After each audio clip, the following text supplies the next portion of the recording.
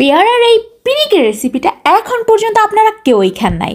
Hello আমার নেবাই বুঝিরা, কেমন আছো তোমরা? আজকে কি নিয়ে আসছি? আজকে নিয়ে আসছি পেয়ারা নিয়ে আসছি। পেয়ারাটা দেখো কত সুন্দর, কিন্তু আঙ্কেল বলেছিল পেয়ারাটা ভালো, কিন্তু এখান থেকে একটু মানে জাস্ট পচে গেছে এরকম মনে হয়েছে। তারপরও আমি দাম দিয়ে, জানো, একটা পেয়ারা 40 টাকা নিয়েছে আমার কাছ থেকে। জানি না, ভালো দেখে হয়তো।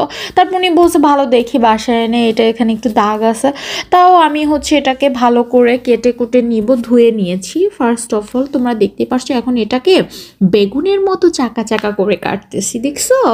বেগুনের মতো চাকা চাকা করে কাটবা। তোমরা ভিডিওটা স্কিপ করবা না, আজকে কিন্তু অনেক ভালো একটা রেসিপি শিখতে যাচ্ছ তোমরা।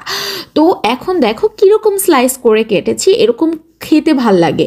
দেখবা যে একেবারে কামড় দিবা জাস্ট চলে যাবা। দেখো তেঁতুলের পিনিক বানাচ্ছি। এখন তেঁতুলের ভিতরে আমি তেঁতুলটা প্রথম করে এর ভিতরে চিনি লবণ এইটা দিয়ে দেবো, তারপর একটু টমেটো সস দিয়ে দিব।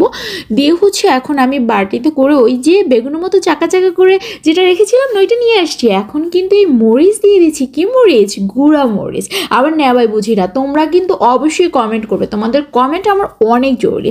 তারপর আমি কিন্তু কাঁচামরিচ করে কুচি করে দিয়েছি। তারপর দেখছো নাগামরিচ বা বোম্বাই মরিচ কুচি করে দিয়েছি। এরপর আমি দিয়ে দিলাম কি চিনি, কারণ চিনিটা এখানে মেন, এটা স্কিপ করবাই না তোমরা। তারপর এই টমেটোর টকটা তোমরা যত পরিমাণ খেতে পারো তোমরা দিবা। আমি কম পরিমাণ নিয়েছি কারণ গ্যাসের প্রবলেম আছে। তারপর আমি এই ধনিয়া পাতা যেটাকে বলে ওইটাকে আমি মিক্সড করবা, একেবারে সুন্দর মতো মাখবা এমন করে যাতে এটা প্রত্যেকটা শিরায় শিরায় পৌঁছে যায়। তাতে অনেক মজা। আমি যে কয়টা জিনিস দিয়েছি একটাও স্কিপ করা যাবে না, তাহলে কিন্তু তোমরা এই পিনিকের রেসিপিটা খেতে পারবে না, আর সেরকমের মজাও হবে না। যে কোনো একটা উপকরণ তোমরা যদি স্কিপ করো তাহলে কিন্তু মজা হবে না। দেখো কত সুন্দর লাগতেছে, ঝাল ঝাল, যে কাঁচামরিচ বোম্বাই মরিচ, আরও দিয়েছি কি গুঁড়া মরিচ। এখন তো এই চলে আসছে আমার প্লেট। এখন এই প্লেটে আমি এই দেখছো কত সুন্দর করে সাজিয়ে ফেলেছি। এখন আমি এই যে চাকা চাকা বেগুনের মতো মনে হইতেছে, কি বলবো, কি ঘ্রাণে বোম্বাই মরিচের আর ওই যে তেঁতুল সব মিলে মানে কি একটা স্মেল, মানে রান্না করলে এত মজা হয় না। তো আমি আবার একটু ফাঁকে ফাঁকে অনেক সময় কাঁচামরিচও খাই। আমি এই গুঁড়ামরিচ দিয়েছি, তারপর আমি গুঁড়ামরিচ দিয়ে আবার মুখে দিচ্ছি।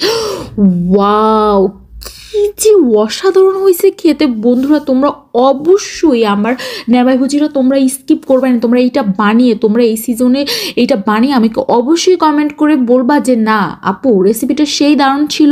আমি কিন্তু তোমাদের প্রত্যেকটা কমেন্ট পড়ি। তোমরা অবশ্যই আমাকে ভালোবাসা দিবা, আর অবশ্যই তোমরা ভালো থাকবা, সুস্থ থাকবা, আমার জন্য দোয়া করবা, তোমাদের সবার জন্য।